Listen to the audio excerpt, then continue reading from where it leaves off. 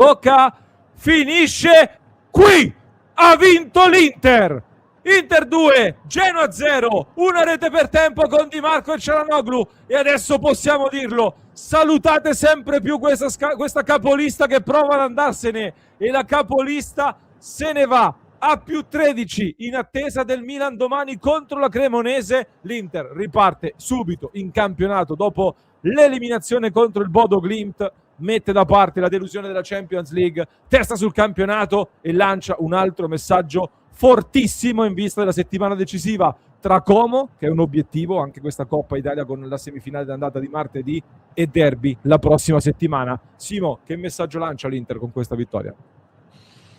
Ma ci avevano creduto che magari l'eliminazione per mano del Bodo potesse averci creato qualche problema. Secondo me qualcosina si è visto a livello fisico nella parte finale della gara, però il risultato ci conferma ancora una volta che in questa stagione in campionato l'Inter le partite contro le medio-piccole finora non le ha mai sbagliate. Ha sbagliato solo la famosa Inter Udinese di inizio stagione. Tutte le altre le ha vinte, e come diciamo da un po' di tempo ormai, fin quando non sbagli un colpo e le batti tutte, anche non vincendo i famosi scontri diretti, in campionato può essere sufficiente per vincere, però rimaniamo ancora pazienti. Il messaggio che manda è semplicemente un messaggio appunto di conferma del fatto che in campionato l'Inter ha un obiettivo chiaro in testa e sta facendo tutto il possibile per raggiungerlo. La partita di oggi era molto delicata perché arrivando subito prima del derby, non vincerla avrebbe dato una motivazione importante al Milan, che comunque sarebbe rimasto a distanza, per carità, però sai, arrivavi al derby con sconfitta col Bodo ed eliminazione, non vittoria col Genoa,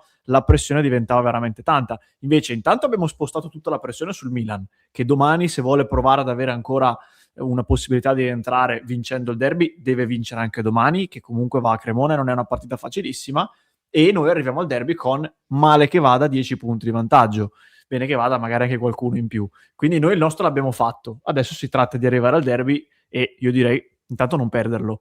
Però ci penseremo perché giustamente, come hai detto, c'è il Como. E io francamente la Coppa Italia, la 10ª Coppa Italia, essendo usciti dalla Champions, mica la butterei via, altro che coppetta. Le coppette sono quelle che non vincono gli altri. Quando le vinci non sono mai coppette. No, anzi, io ci punto e ci punto forte. Dalla partita di oggi, Simo, sottoscrivo il discorso che fai tu, era importantissimo almeno mantenere questo vantaggio di 10 punti in vista del derby, quindi grande lavoro oggi. Un gol per tempo, primo tempo Di Marco, secondo tempo Çalhanoğlu che torna dopo l'infortunio e si presenta dal dischetto subito decisivo per chiudere la partita. È stata una partita un pochino particolare perché questo Genoa che avevamo presentato con De Rossi soprattutto è diventata una squadra comunque a trazione offensiva, una squadra che segna tanto, uno dei migliori attacchi della Serie A da quando c'è De Rossi. Si è presentata con un catenaccio abbastanza clamoroso. Nel primo tempo, lo diciamo, rispetto alle altre partite, ho visto tante partite del Genoa, abbassava costantemente almeno un uomo in più in difesa. Il primo tempo era un 6-3-1 a proteggere l'area di rigore, e dove comunque, nonostante la tanta intensità e la tanta densità degli uomini del Genoa, l'Inter, oltre, adesso stavo guardando anche un paio di dati, intanto ancora 2 pali colpiti, la traversa di Mkhitaryan e quello di Luis Enrique sulla deviazione del tiro, da cui poi arriva anche il calcio di rigore trasformato da Çalhanoğlu. 14 tiri a 6, con l'Inter che ha prodotto 7 volte le occasioni del Genoa nel modello degli expected goal. Quindi il Genoa ha creato qualche pericolo, soprattutto nel finale con qualche sbavatura. L'Inter non mi è sembrata, nonostante il clean sheet, così ermetica e imbattibile a livello difensivo, anzi non so se anche tu hai avuto questa impressione, Simo, ma quando vai a toccare un po' quella che sembra essere diventata la difesa titolare, ovvero Bis, Akanji, Bastoni, si perde qualcosa a livello di distanze nei reparti, forse anche legato al fatto che il centrocampo finora è sempre stato quello sperimentale. Oggi però ci portiamo a casa anche delle buone notizie, come il ritorno finalmente di Hakan Çalhanoğlu, che oltre ad essersi rivisto ha anche segnato, anche se è entrato un pochino a freddo, subito un fallo in ritardo e si prende una munizione, ma si prende una munizione anche perché l'Inter era completamente sbilanciata. E è un Inter che ha spento un pochino il motore dopo l'inizio del secondo tempo sull'1-0, e dopo il 2-0 pure un po' di difficoltà è subentrata. Secondo te c'è un problema fisico di stanchezza in questo momento, oppure era logico dopo la Champions? Tutte e due, anche perché una si collega all'altra. Comunque l'Inter ha giocato veramente tanto e avrà ancora anche la prossima settimana con un infrasettimanale, poi per fortuna, cioè legato al dispiacere di essere usciti dalla Champions, però per fortuna ci saranno anche più settimane dove l'Inter avrà solo l'impegno del weekend e allora lì un pochino potremo rifiatare, potremo tornare ad allenarci in settimana, a preparare le singole partite che, come dici spesso anche tu, sono quei momenti in cui di solito l'Inter non sbaglia. Secondo me oggi era abbastanza inevitabile che nell'ultimo terzo di gara potesse subentrare un po' di stanchezza. Non ne faccio una colpa. Non avessimo vinto, chiaramente sarebbe stato una critica, un tema, eccetera, però è abbastanza fisiologico, anche perché in certe zone del campo siamo corti, in altre zone magari non siamo corti, però comunque fin quando devi vincere le partite ti affidi sempre agli stessi. Penso a Zielinski, cioè tu comunque in panchina avevi sia Sucic che Frattesi che Diouf, però è evidente che dall'inizio gioca Zielinski, così come anche Barella, però anche loro hanno tanta fatica accumulata. In attacco ha avuto questo problema Bonni, che ha messo del ghiaccio sul polpaccio e poi in panchina. Speriamo che fosse solo un crampo, perché dovesse essersi fatto male anche Bonni, noi avremmo le prossime 3-4 partite con 2 soli attaccanti a disposizione, avendo fuori anche Lautaro. Quindi comincia a essere un po' cortina la rosa in certe scelte. Fin quando andiamo avanti a vincere, bene, dobbiamo cercare di farlo magari appunto accettando l'idea di non poter essere sempre spumeggianti e dominanti, però siamo arrivati nel momento della stagione da marzo in poi in cui i punti pesano il doppio, quindi direi che se vinci, se continui a vincere va bene, altro che fare i sommelier del bel gioco a questo punto.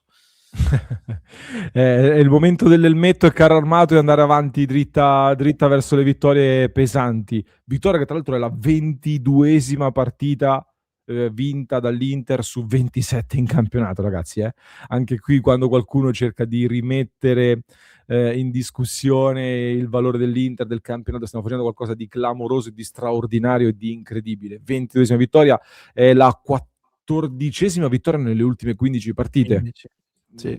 Farei cioè, poi 14 vinte e una pareggiata col Napoli, quindi nemmeno a Football Manager si va avanti così. Migliore in campo di Marco, Simo?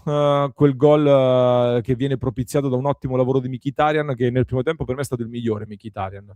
Mettiamo loro due in vantaggio, tu chi voti? Poi leggo delle super chat che sono arrivate. Sì, sono d'accordo, direi questi due. Di Marco ha fatto un super gol e come dicevo in quel momento fa strano, ma siamo quasi abituati a vedere gesti tecnici del genere da Di Marco e ci sembrano semplici quando in realtà non lo sono, però si merita un bel applauso e un premio anche a Mkhitaryan, perché appunto intanto fa un assist che per me si può quasi equiparare al tiro. È veramente una palla da Mkhitaryan dei bei tempi, quando era trequartista puro che giocava tra il Borussia e l'Arsenal più o meno, e però in generale ha fatto un'ottima gara. Secondo me non ha fatto male nemmeno Barella, che è stato molto criticato, ho visto tanti giudizi. Aspetta. No, per completare sulle mezze ali, io lo voterei positivo anche oggi, però so che molti non sono d'accordo. C'era una super chat che infatti ti volevo leggere per questo e avrei dedicato uno spezzone a questo. Ringrazio Armando che si sbilancia con i tricolori intanto. Dici tu, Armando, Giovanni ci non... dice... come? No, dico, lo dice lui, non noi. Ok. Speriamo che Boni non si sia infortunato, dice Giovanni. Per il momento sappiamo solo che ha messo del ghiaccio e la nostra Romina da San Siro tra poco ci farà sapere. Quindi grazie mille intanto per la super chat. Grazie Zio Turi per l'abbonamento su Twitch. Franco scrive: vittoria fondamentale di Dimash MVP e c'è la Matador dal dischetto. Allora può farcela per il derby? No, Franco, purtroppo no. E vediamo se ce lo fa addirittura prima della sosta o dovrà slittare dopo la sosta addirittura. E De Pica Pica, che ringraziamo, aveva invece trattato il tema Barella, che era un tema su cui volevo un attimo soffermarmi. Mentre ti ringraziamo e vi ringraziamo per la super chat, cioè serve fischiare ogni pallone sbagliato da Barella? Io, Simo, credo che si sia entrati in un brutto momento a livello di giudizio nei confronti di Barella, per cui si sta lì a guardarlo con la lente di ingrandimento e appena sbaglia una cosa lo si attacca e ci si aggrappa solo a quella cosa per dire che ha fatto male. Oggi Barella ha giocato bene, ragazzi. Oggi Barella ha giocato bene. Poi, forse è esagerato, stavo guardando la grafica su DAZN, di metterlo tra i migliori due in campo. Forse un filino esagerato metterlo tra i migliori due. Ma Barella, ragazzi, oggi ha giocato bene, è stato uno dei migliori nel recuperare palloni, il migliore per chilometri percorsi, ha giocato in entrambe le fasi. Se sbaglia dei palloni, ragazzi, è anche perché Barella è il principale giocatore in Europa per passaggi filtranti ed è quello che si prende più rischi anche nell'ultimo passaggio. E se ti prendi passaggi più rischiosi, è quello che chiaramente ne sbaglia di più. È ovvio che ci vuole a fare il 100% dei passaggi riusciti se fai come Luis Enrique, che ti giri sempre all'indietro.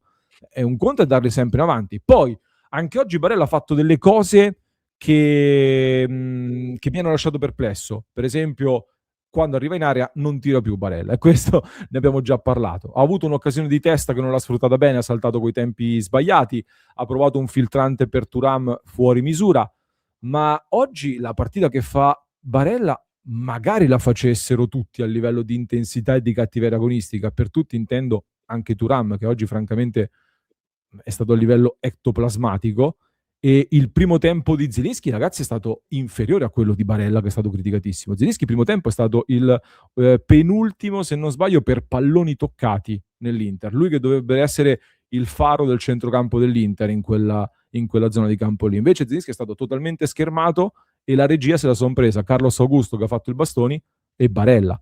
Secondo me, oggi criticare Barella significa andare avanti per partito preso, francamente.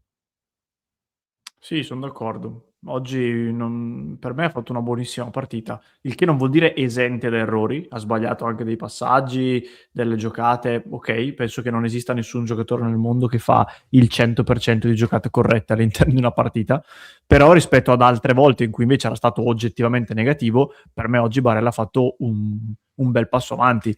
Ma poi qui stiamo aprendo un discorso che per me arrivo a dire che quasi prescinde da questo. Cioè, noi sapete, non abbiamo la cronaca, ma veramente hanno fischiato Barella? No, Cioè, non stiamo credo. no, agli Secondo me errori dicevano. dal commento forse intendeva in chat tutto il primo tempo sempre a Ah, massacrare ok. Barella.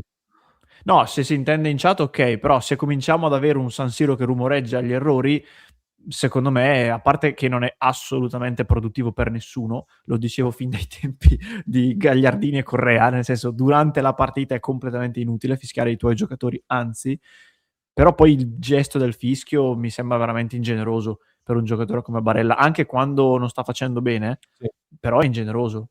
È ingeneroso per tutti, io non fischierei nessuno allo stadio, figuriamoci per Barella, dai. Almeno questi pilastri qui, secondo me, non ha senso durante la partita. E comunque, ribadisco, per me oggi ha fatto molto bene. Ricca dice: Thuram per me ha qualcosa anche a livello fisico, è piantato, l'attacco mi preoccupa un po', però manca poco. Che dici, Simo, su Thuram? Io dicevo che la partita di oggi, per come ha giocato il Genoa, era molto difficile per gli attaccanti. Infatti ha fatto fatica comunque anche Bonni, e anche Pio quando è entrato non è che abbia fatto sto partitone. È normale quando affronti le squadre messe così. Però Thuram è da tempo che notiamo un rendimento, insomma, che non è quello che conosciamo. Io non lo so se sia una questione fisica o meno, però è evidente che il Thuram famoso del primo anno non l'abbiamo mai più visto da più di un anno a questa parte.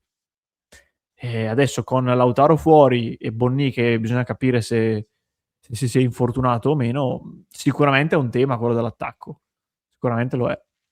Anche perché secondo tempo, quando siamo rimasti con Bonni, Pio Esposito per qualche minuto prima che uscisse Bonni, l'attacco era completamente scollegato dal resto della squadra. Non siamo più riusciti a connetterci e questo è un problema. Però, mentre ringrazio Shani Mazreku, che ringraziamo davvero, che dice gol di Barella al derby quotato 1,10, mamma mia, sarei felicissimo, sarei Speriamo. veramente felicissimo e ci spero veramente tanto.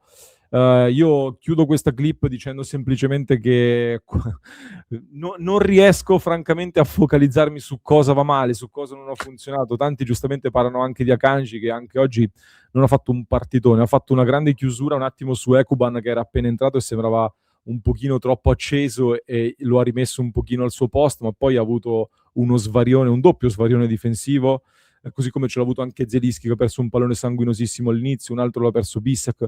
Qualche cosina da registrare dietro c'è, ma questa Inter, ragazzi, sta distruggendo il campionato. Stiamo distruggendo il campionato, dove chi sta dietro di noi ha investito centinaia di milioni di euro, o il Milan sta facendo uno dei suoi migliori momenti, le sue migliori stagioni di sempre, e noi veramente stiamo qui, ecco, io mi focalizzerei soprattutto sul fatto che l'Inter sta distruggendo, lo ripetiamo, il campionato. Simo, io chiuderei qui, non so se hai qualcosa da aggiungere. Allora chiudo la clip, mi raccomando, clic sul tasto iscriviti e vi aspettiamo su passioneinter.club in preparazione della diretta contro il Como, e poi per il derby faremo una diretta speciale, come detto, ancora più approfondita per ringraziarvi e viverci assieme questo grande derby.